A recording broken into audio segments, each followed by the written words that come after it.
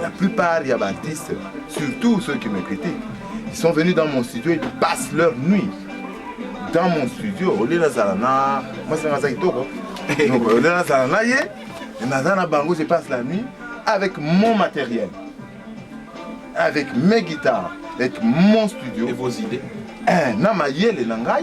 Tandis que, dans la sombre Bilamba na bango, na ba voiture na bango, ngala mataka na ba voiture na bango te. Mais, je sens que vous êtes un peu blessé, maestro. Qu'est-ce que c'est? Beaucoup. En ce moment, quand vous étiez à Kinshasa, vous avez suivi certaines interviews. En ce moment, je reçois beaucoup de feedback. Il y a bateau moko kaka on a sali ça. Feedback veut dire retour, il faut expliquer. Oui, qui s'amuse à me traîner dans la boue. À cause de l'album.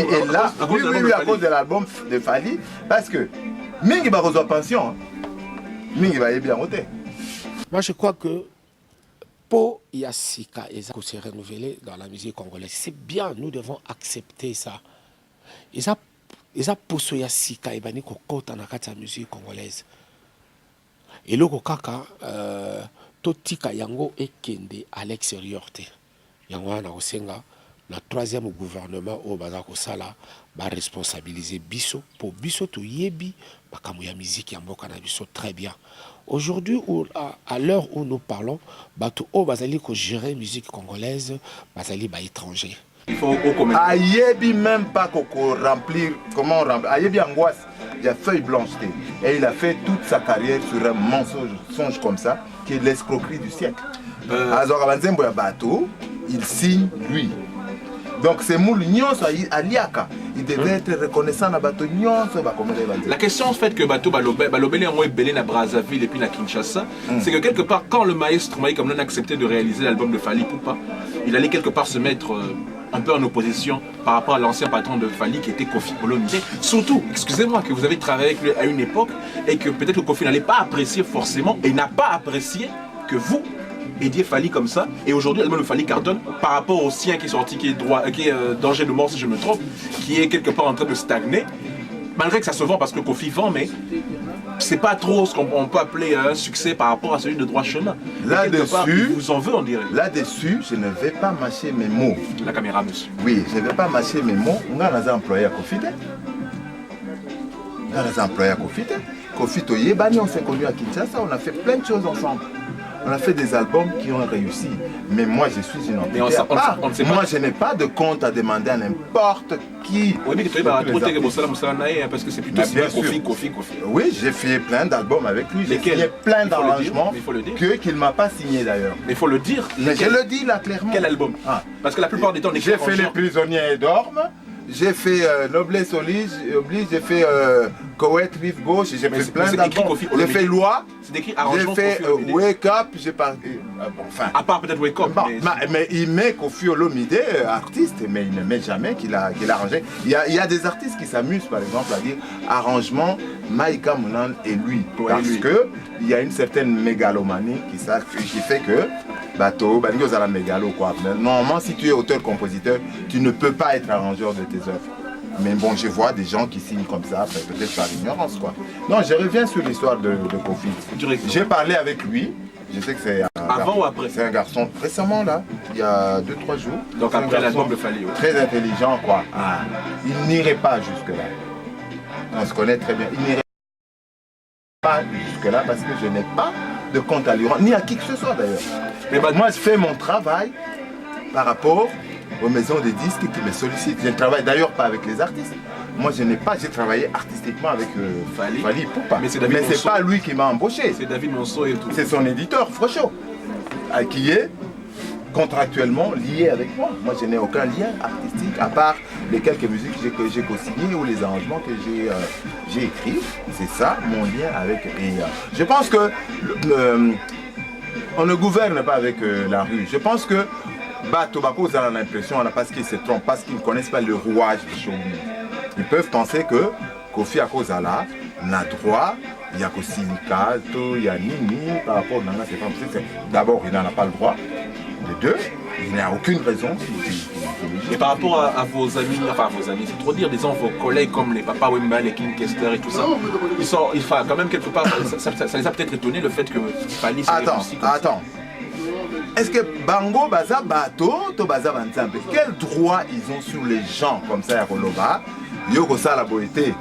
Parce qu'avant ça là, il faut 5 aval. Donc je me suis vraiment soulagé parce que maman me regarde tellement trop.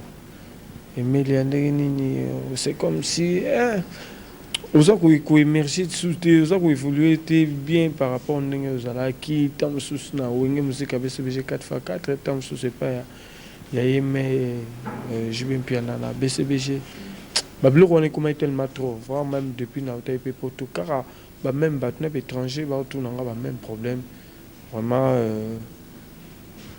il y en a c'est décidé vraiment pour ne pas avoir de problème là chef Langai ancien patron Langai rançon là-bas vraiment je vais plus parce que m'a rempli les gars est belé mais là bi na lingi tena na ya o basalinga boton boy non na balancer ba bien ma bé na zumingi bolamu parce que son appel ba Bercy son appel ba double zénith son appel pe na à laquelle elle est ba pesa quand même titre il faut quand même être très reconnaissant na grand frère Langai na patron Langai ex-patron Langai mais cette fois-ci na lina sala penzela Langai na sina sala disque et mais les première fois sur tom sous le lot na ko apprendre batu ki na sala deuxième disque na sina sala disque malheur année que vraiment na un producteur mo bazaki un peu amateur côté net va promotion net ya parti na niveau Kinshasa et ça la m'a bien été mais Europe en tout cas vraiment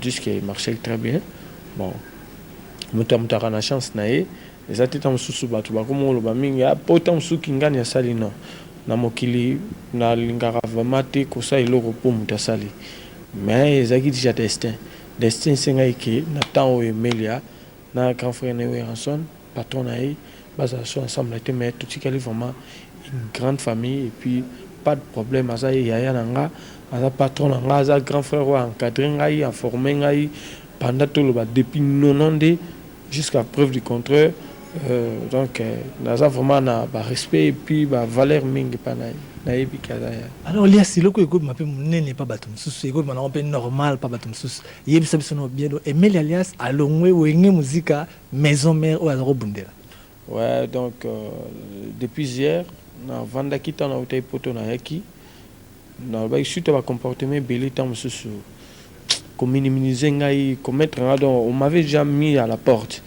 Il fallait que aider mutu ke bo bisai ke no to lingi yo susti mais il faut que na mais nga monde na mekai ko aider bango que na vraiment avec beaucoup de respect les apena ba regret parce que séparation et arranger ka mutu séparation ça passe mais na ndenga bien as grand frère na ngai na se décidé depuis hier que je ne suis plus dans l'orchestre de musique à maison mère ba lekio ba tikali kuna na ba master ba évoluer très bien ba en respect envers vie pour ba ça peut ça na bango bien donc ngai na za société Emelia na ina ipsaka fanatique na ngai fanatique na sonyo so maison mère vraiment yaka mutamta za na tanae na sali une exception par rapport ya ba ninge belé tant suso no atika na poto passa disque na yo to boy parce que ba rimer yaki déjà ba comment na ba journal avant que ba journal o bimi parce que nga mona na annoncé que non na zone